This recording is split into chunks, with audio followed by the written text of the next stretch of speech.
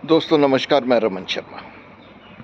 आज हरियाणा के मंत्री और भारतीय जनता पार्टी के वरिष्ठ नेता श्री अनिल विज ने एक जनता के समक्ष मांग रख दी है कि 2 रोटी कम खाइए लेकिन सेना को मजबूत कीजिए। बहुत बढ़िया बात है, सेना मजबूत होनी चाहिए। नरेंद्र मोदी सरकार ने जो टैक्स प्राप्त किए उससे सेना को मजबूत नहीं किया, ये अनिल विज का कहना है। यानी सीधा सीधा नरेंद्र मोदी पर आरोप लगा रहे हैं श्री अनिल विज। अगर ऐसा है तो ये एक बहुत गंभीर आरोप है। दूसरा, भारतीय जनता पार्टी खुद को राष्ट्रवादी कहती है। ऐसा ही दावा राष्ट्रीय स्वयंसेवक संघ करता रहता है।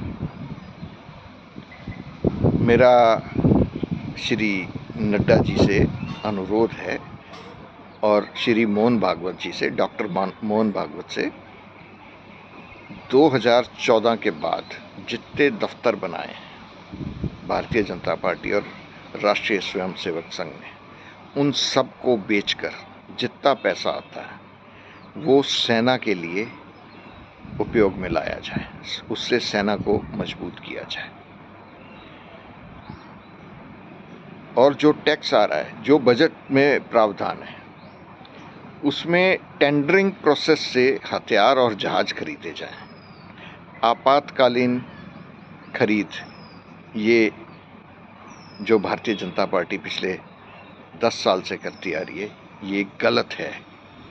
क्योंकि आपातकालीन खरीद के अंदर दाम तिगने चौगने हो जाते हैं और उसमें टेंडर प्रक्रिया नहीं होती है।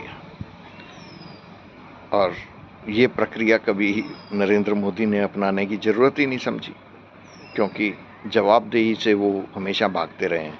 एक प्रेस कॉन्फ्रेंस तक तो कर नहीं पाए।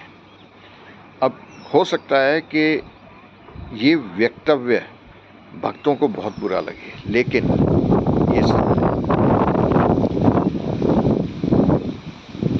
दूसरा तरीका एक और है, जो बजट प्रावधान है उसके अंदर त्वरित टेंडर प्रक्रिया ये शुरू की जाए, सेना से मांग की जाए उनकी ज़रूरत क्या है, और जो टेंडर प्रक्रिया है उसका समय 45 दिन का कर दिया जाए। उसके अंदर जो टेंडर आएंगे उसके ऊपर आप 3 महीने लगाइए। अपने जो विशेषज्ञ हैं उनको एक ही बार में वो टेंडर बांट दिए जाएं कि ये हमारे पास निविदा आई हैं, ये स्पेसिफिकेशंस हैं, इनके ऊपर आप अपनी राय बताइए।